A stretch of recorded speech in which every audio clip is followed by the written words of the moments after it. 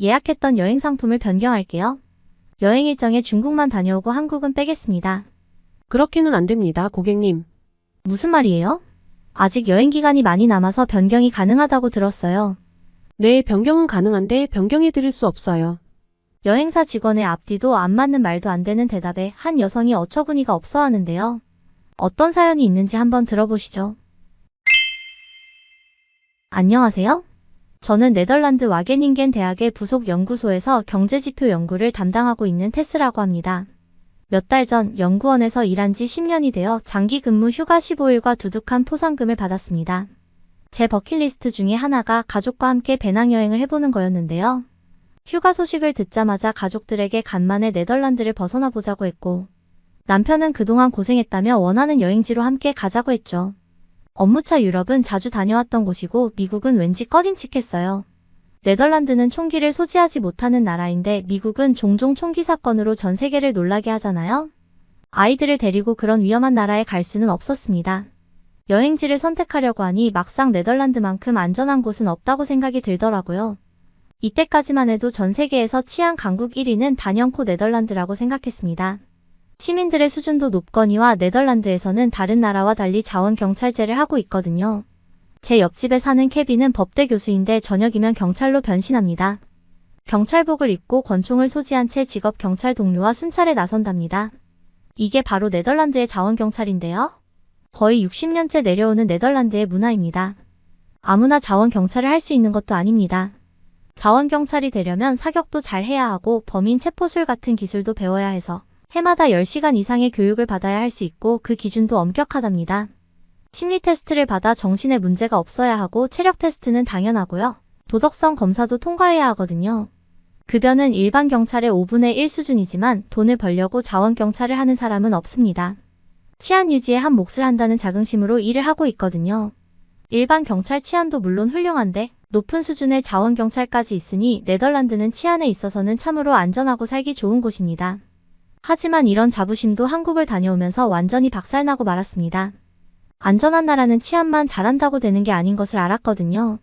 그건 이따가 말씀드리겠습니다. 저는 처음부터 한국으로 여행 갈 생각은 없었습니다. 배낭여행이지만 장거리 이동을 생각했기 때문에 우리 가족은 여행사에서 제공하는 패키지 배낭여행을 알아보고 있었고 그중 우리 일정과 가장 잘 맞았던 것이 중국과 한국 여행 상품이었죠. 실은 제가 아시아 쪽은 거의 모르고 살았습니다. 아시아 배낭여행이 낭만적이라고 생각한 이유는 종종 TV에서 보는 티벳 고원의 한갓집 모습과 제가 가장 좋아했던 영화 아바타에서 나오는 장관을 이루는 산이 있는 중국의 장가게를 떠올렸기 때문입니다. 그리고 최근에 부는 한류바람으로 북미와 북유럽에서 한국 드라마는 데이트를 몇 년째 치고 있었기 때문에 한국은 몰라도 한류 모르는 사람은 없을 겁니다. 지금은 제가 한국을 다녀와서 아는 거지 대개는 코리아라고 하면 북한의 그 사람을 먼저 떠올리게 됩니다. 왜냐하면 사우스코리아는 문화 스포츠 분야에서 종종 소식을 듣는 반면 노스코리아는 늘 전쟁을 일으킬 것처럼 미사일을 쏘아대고 미국, 일본을 향해 협박하는 모습을 보여 뉴스 첫 소식에 나올 때가 많거든요. 아시아의 여행이라고 하니 완전히 이색적일 거란 생각에 가족들이 모두 동의를 하고 여행 패키지를 예약했습니다. 여행 날이 오기 전까지 저는 연구원답게 두 나라에 대한 경제 지표를 잠시 살펴봤는데요. 매년 OECD에서 발표하는 세계 행복순위에 관한 보고서였습니다. 거기서는 네덜란드가 행복순위 3위 국가로 나왔더라고요. 역시 네덜란드는 정말 대단한 나라라고 생각했어요. 그런데 1위가 어디인 줄 아시나요? 그건 바로 중국이었습니다. 아바타 영화에서 보던 대로 중국은 웅장한 자연환경과 가장 인구가 많은 다양한 문화를 가진 나라답게 행복하게 사는구나 싶었거든요. 물론 최근 중국의 홍콩 탄압 소식을 듣긴 했지만 그건 정치일 뿐이고 국민들의 행복지수는 다를 수 있거든요. 세계인의 행복도 평균은 73%로 100명 중 73명이 행복하다고 하는데 네덜란드는 100명 중 85명이 행복하다고 했습니다. 제 이웃만 봐도 10명 중 8명은 행복하게 살고 있는 것 같아요. 그런데 1위를 한 중국은 무려 91%나 되는 것 아니겠어요? 국민의 90%가 넘게 행복하다고 살고 있으니 중국이 너무나 궁금해졌습니다. 반면 나를 울리게 만들었던 드라마의 나라인 한국의 순위를 보고 저는 깜짝 놀라고 말았습니다. 한국인의 행복도는 겨우 57%에 해당하고 놀랍게도 조사 대상 32개국 중 31등에 해당하는 꼴찌나 다름없었습니다. 드라마에선 엄청 잘 사는 나라에다 한류 문화도 꼽히는 그런 곳이었는데 그것들이 모두 가짜였던 걸까? 라는 생각이 들었습니다. 더욱 심각한 것은 한국인들이 느끼는 행복도가 점점 낮아지고 있다는 점입니다. 10년 전인 2013년에 조사한 행복도는 62%였으며 그보다 2년 앞선 2011년 12월 조사에서는 71%였습니다. 2011년과 지금을 비교하면 한국인들이 느끼는 행복도는 12년 새 무려 14%나 감소한 것입니다. 지난 10년 동안 상당한 경제 성장을 이뤄냈고 사회 인프라가 발전했음에도 불구하고 행복도는 감소한 것을 전혀 이해할 수가 없었습니다. 어쨌든 저는 이 충격적인 보고서를 보고 나니 여행지에서 당장 한국을 빼고 싶었습니다. 드라마에서 보던 한국은 신데렐라 영화 마냥 꾸며진 것이고 정작 한국 국민들은 드라마와 완전히 딴판으로 살겠구나 싶었거든요. 다양한 관광지가 있는 중국으로의 배낭여행만으로도 충분하겠다 싶어 저는 여행사에 상품 변경을 요청했는데요. 이상하게도 여행사 직원은 한국을 꼭 다녀와야 후회하지 않는다고 저를 설득하더라고요. 고객의 요청으로 중국만 운영하던 상품에 한국 방문 일정을 조금 넣어봤는데 호응이 너무 좋아서 지금은 중국 절반, 한국 절반으로 변경된 것이라고 해요. 한국을 먼저 다녀오는 프로그램도 있는데 그 상품을 이용한 고객들이 중국 여행에서 생각보다 실망을 하게 되어 여행사 평이 안 좋아졌다는 믿지 못할 얘기도 했습니다. 심지어 한국 전용 배낭여행을 추천하기까지 하더라고요. 경제연구원으로서 OECD가 발표한 자료를 신뢰하지 못하는 듯하는 직원의 말에 화가 났지만 중국만 다녀오는 상품은 이미 예전부터 없어졌다는 말을 듣고 할 수 없이 당초대로 중국과 한국 일정을 반반 다녀오는 것으로 해야 했죠. 지금 생각하면 그 여직원이 고맙기 짝이 없어요. 중국만 다녀왔다가는 10년 장기 근속 휴가가 무색할 정도로 실망할 뻔했으니까요. 행복도가 90% 넘는다는 그곳 중국. 왜 그런 통계가 나왔는지 이해할 수 없었습니다. 도착하자마자 불친절한 공안들의 태도와 길게 줄지어 있는 입국 심사를 보고 숨이 턱 막혔어요. 그리고 중간중간 새치기를 하는 사람은 왜 그렇게 많은지 말이에요. 그걸 단속하거나 제지하는 사람도 없고 마치 새치기 안 하면 손해인 것처럼 너나 나나 할 것 없이 틈만 나면 끼어드는 겁니다. 아주 이상한 질서의식을 가졌더라고요. 가장 큰 문제는 바로 외국인 관광객에 대한 배려가 전혀 없다는 겁니다. 우선 영어가 하나도 안 통합니다. 상하이를 제외하면 영어를 쓰는 곳이 일절 없었어요. 호텔도 기념품 가게에도 영어는커녕 공산주의 전통 때문에 자본주의적 서비스 같은 건 기대할 수가 없었습니다. 사람뿐만 아니고 인터넷도 문제입니다. 중국 정부가 구글, 인스타그램, 페이스북, 유튜브 등 미국 SNS를 다 차단해 놓았습니다. 배낭여행이다 보니 여행 정보를 좀 찾으려고 해도 현지에서 찾을 수도 없어요. 전 세계가 쓴다는 구글 지도를 못 쓰니 지도 없이 중국을 다니게 되는 셈이죠. 너무 답답해서 가이드를 해주는 중국인에게 물었더니 중국인들은 대부분 자체 개발한 앱을 쓰는데 황당하게도 이들 앱은 영어를 전혀 지원하지 않더군요. 관광대국이라고 소문 듣고 온 건데 이렇게 외국인에 대한 배려가 없는 줄 알았다면 오지 않았을 겁니다. 중국 현지 분위기를 느끼고 싶어 시장에 있는 식당을 찾았을 때도 음식을 서빙해주는 직원의 손톱 밑이 까만 걸 보고 아주 경악을 했습니다. 그리고 말로만 듣던 노상배변이 실제로 일어나는 것을 보고 제대로 충격을 받았죠. 여행 전 중국을 검색하며 알게 된 인터넷상에 떠돈 몇 장의 사진들, 길거리 아무 곳에서나 배변을 한다며 중국인들의 특이한 행동을 지적하는 것이었는데 저는 조작된 사진이라 여겼습니다. 설마 그럴 리가요. 하지만 실제로 중국 현지를 배낭여행하면서 아이들은 물론 꽤 덩치가 커진 숙녀까지 길에서 몹쓸 짓을 하고 있는 것 아니겠어요? 말레이시아 해변에서 이를 보던 중국 아가씨, 중국인들 때문에 스웨덴에 걸린 대변금지 표지판은 거짓이 아닌 진짜였습니다. 제가 꿈에 그리던 장가계의 풍경은 멋있었지만 이미 중국의 모습에 여행 기분이 상할 대로 상해버렸습니다. 일정을 꾸역꾸역 채우고서야 한국으로 출발할 수 있었습니다.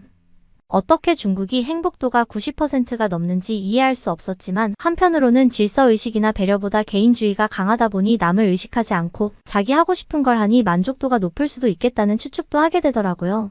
중국에서 한국은 꽤 가까운 거리였습니다. 한국 도착 후 초스피드 입국 심사를 끝낸 우리 가족은 아직 뭔가 절차가 더 있어야 하는 거 아닌가 싶어 공항에 서 있었지만 정말 모든 것이 순식간에 끝난 걸 알고 그때부터 이게 무슨 일이지 하며 놀라움이 시작되었습니다. 여행 가이드는 숙소를 배정해준 후 사라지고 다음 날부터 각자의 여행이 시작되었는데요. 4일간의 한국 여행은 어떻게 다 말해야 할지 모를 정도입니다. 먼저 서울 명동에서 지냈는데 교통편도 좋고 접근성이 너무 좋았습니다. 티머니 교통카드는 정말 신의 축복이라 해도 과언이 아닙니다. 이틀간 서울 디스커버 패스로 다녔는데 강남의 코엑스 아쿠아리움에도 다녀왔습니다. 늦은 밤에도 많이 걸어 다녔고 사진도 많이 찍었답니다. 아이들은 낮에 너무 많이 걸어서 숙소에 돌아오니 피곤해 넉다운이 될 정도였다니까요. 그리고 한국의 음식 가게에는 반찬이라는 것이 있습니다. 본 메뉴에 사이드처럼 나오는 건데 반찬이 얼마나 많고 맛있는지 뭐가 본 메뉴고 뭐가 사이드 메뉴인지 전혀 구분이 안 가는 마치 하나의 세트처럼 음식이 나왔어요. 이런 식의 상차림이라면 유럽에서는 본 메뉴 주문 후 옵션을 10개는 더 선택했어야 할 판입니다. 게다가 한국의 식당들은 음식 가격에 이미 부가세를 포함한 가격이라면서 팁 문화가 없다는 말을 가이드를 통해 듣긴 했는데 습관이 되어버린 탓에 팁을 두고 식당을 나왔더니 가게 주인은 무척 당황하며 돈을 놓고 갔다고까지 말하며 돌려주는 거 아니겠어요? 아무리 팁 문화가 없더라도 감사히 받아도 될 것 같은데 한국인들은 이런 면에서 정말 철저한 것 같았어요. 음식도 깨끗하고 정갈한 데다 서빙을 하는 직원들의 옷차림도 말쑥했습니다. 호텔 뷔페가 아닌 일반 식당에 갔음에도 손소독제와 티슈는 테이블 근처에 놓아 자유롭게 사용하도록 되어 있었어요. 제가 이렇게 세세하게 한국의 일상을 말할 수 있는 이유는 무엇보다도 외국인인 제가 척척 알아서 해낼 정도로 영어 표지판이 잘 되어 있었고 한국인들은 웬만한 영어는 간단하게 다 할 줄 알기 때문이었습니다. 서울역에서 어묵발을 샀을 때도 3개를 사면 1개를 더 주는 서비스를 진행한다면서 1개 더 가져오라는 안내를 영어로 받기도 했고요. 기차에서 좌석을 잘못 앉았을 때도 한 젊은 학생이 자신의 티켓을 먼저 보여주면서 좌석을 잘못 찾은 것 같으니 자신이 도와주겠다는 말을 서슴지 않고 하더라고요. 한국 여행하는 내내 언어로 고생한 적이 없었고 치안 또한 너무 잘 되어 있어 도난이나 위험으로부터 염려할 일이 없었답니다. 제가 앞서 안전한 나라는 치안만으로 되지 않는다고 말씀드렸잖아요.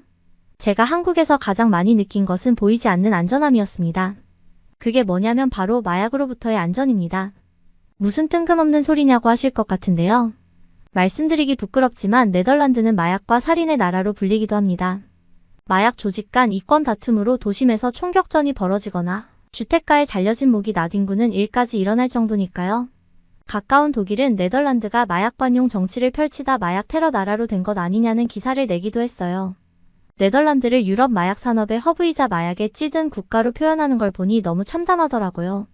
지금은 문제의 심각성을 깨닫고 천문학적인 금액을 들여 마약 범죄에 대응하고 있지만 이미 마약 산업의 규모는 너무 커져서 소용이 없어 보입니다. 길거리에 갱단이 나다니는 모습은 멕시코에서나 볼 법한 풍경이 네덜란드에 펼쳐지고 있습니다.